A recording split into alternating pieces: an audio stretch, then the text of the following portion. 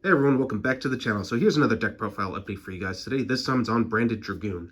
Now this is easily one of my favorite decks of all time, simply because the branded strategy is just so fun to play.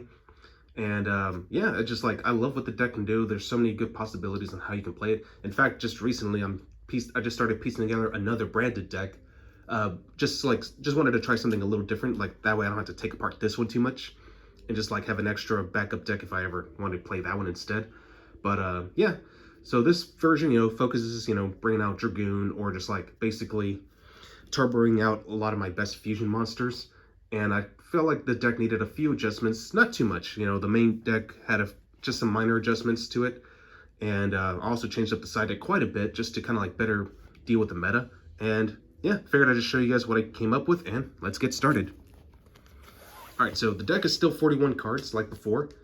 Starting off with 3 copies of Aliber. This is your main starter, searches out any branded spell or trap. Also has a pretty neat graveyard effect. If a fusion monster leaves the field, you can target one effect monster your opponent controls, special summon this card, then negate the targeted monster's effects until the end of the turn. Of course, you can only use one effect of Aliber per turn and only once that turn. Next up, 2 copies of Fallen of Albaz. I know some people like to play this at 3. I think 2 is just fine. Again, it really depends on which variation you're playing. But for this build, I thought 2 was the perfect number. But it's basically a super poly on legs. You can actually bring this off of a fusion deployment, so that's pretty important.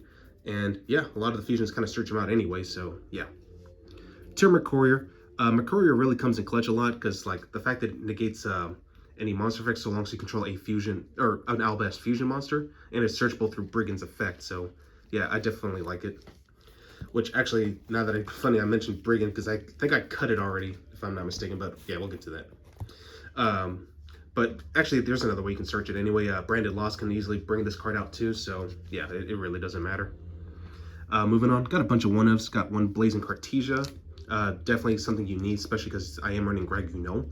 But I do like it because she basically gives you an additional fusion summon, so that's what I like about it. One Brigand's Kit, a great extender piece. Also recycle some of your branded spells and traps, but you have to place a card from your hand to the bottom of the deck. Albion, basically your deck's upstart goblin. So yeah, Albion's pretty nuts. One Despian Tragedy, if you banish it or send it to the graveyard by a card, you can search out Aliber, or if you need to, you can bring out Ad Libitum, which is another card that's pretty nice. And it does come up from time to time. One Dark Magician, gotta run it for your Dragoon. For Bestials, I know most people just play the one Labellion, one Sereneer. For me, obviously I do play one Labellion, the one Sereneer as well, but I also like to play the one Magnamut too, because Magnamut, I do like the option of being able to search out any of my dragons. Albaz is a dragon and Albion is also a dragon, so like depending on what I need to get, I think Magnamut is just a great piece, and not to mention a great disruptor, especially because like, that's the gimmick about Bestials. They act as DD Crows, but they also give you additional value. Sereneer, a Foolish Barrel for your branded spells and traps, and the Bestial Labellion gets you access to either branded Beast or branded Lost, depending on what your hand looks like. It will determine kind of like what your end board's going to look like in the end. But yeah, that's just my take on that. All right, for hand traps, the only main one I'm running is 3 copies of Ash Blossom. However, I did decide to cut Nibiru and decided to opt to play 3 copies of Radiant. In fact, I'm starting to see this a lot in other branded decks.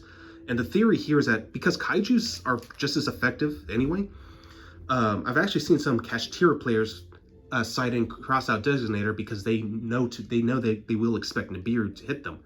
Whereas Radiant, if you just tribute the right monster, depending on what their end board's going to look like, you'll still be able to go off to the races. And the thing about Kashtira is like, yeah, they can lock out multiple zones, but if you can manage to, there's so many ways to out that.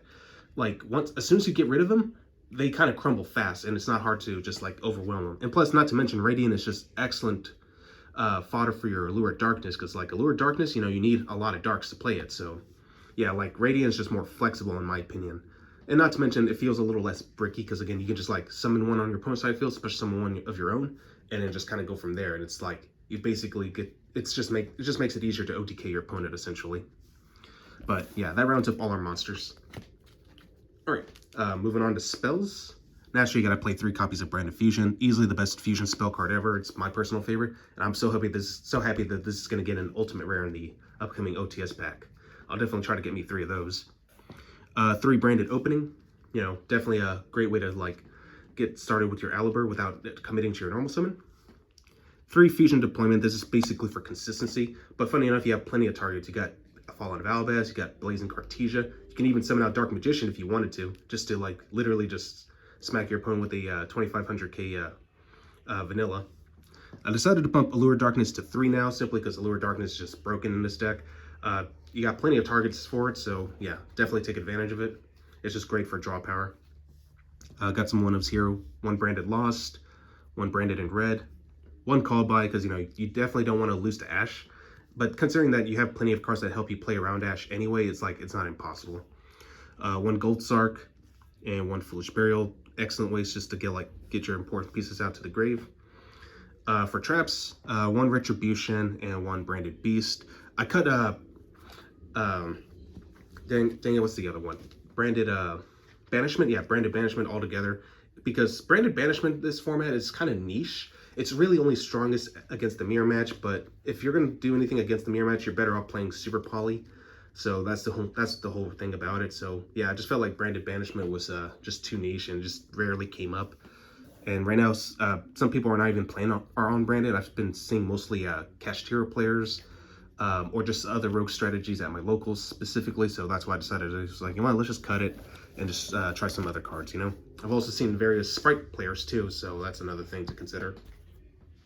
For the extra deck, I decided to bump Dragoon to 2 because, you know, Dragoon is just really strong, and plus if against a Kashtira matchup, they're going to want to snipe it. So yeah, that's the whole thing about it. So yeah, I decided like why not, let's just bump it up to see how it goes, and so far it's working. 2 Mirror Jade, you know, definitely one of your most important pieces. Same with Albion the Branded Dragon, and 2 copies of Lebellion.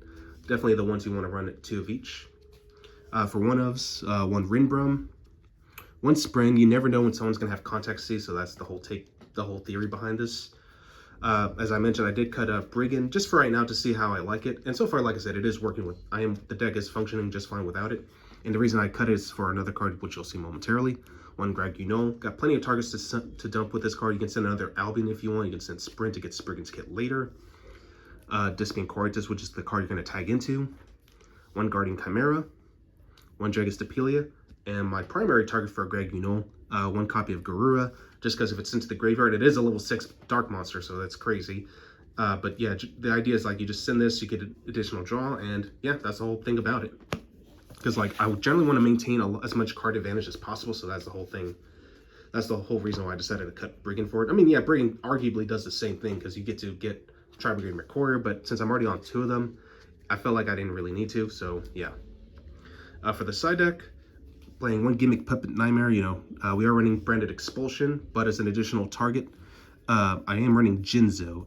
Also been seeing this a lot in side decks simply because it's really strong against the Labyrinth matchup and against Trap Tricks too, because like with Trap Tricks, they can't play under Jinzo, and Labyrinth, kind of the same thing, and both can easily be brought out through Branded Expulsion. So yeah, and if I ever wanted to, I could just simply tribute summon Jinzo, and yeah, my opponent's gonna be screwed.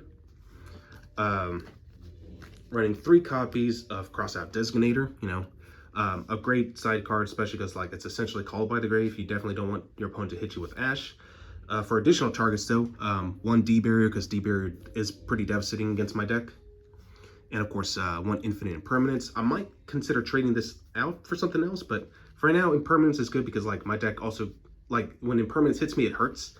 So that's the whole thing behind it. 2 Super Poly. 2 copies of Book of Lunar Eclipse. That's just another way to deal with Kashtira. I was going to go Book of Moon, but I feel like if I need to book both the Shangira and the Arise Heart, I felt like this card's just really good. And plus, yeah, you can say why not run Book of Eclipse. The thing about Book of Eclipse is that it can easily be hit with Ash, and yeah, it kind of hurts if you don't have another one, so you better just to play something that they can't really hit you with Ash. And finally, 3 copies of Evenly Matched. Just a great equalizer overall, and why not, right? Well, that's all I got for you guys today. Hope you guys enjoyed this, and I will catch you guys again next time.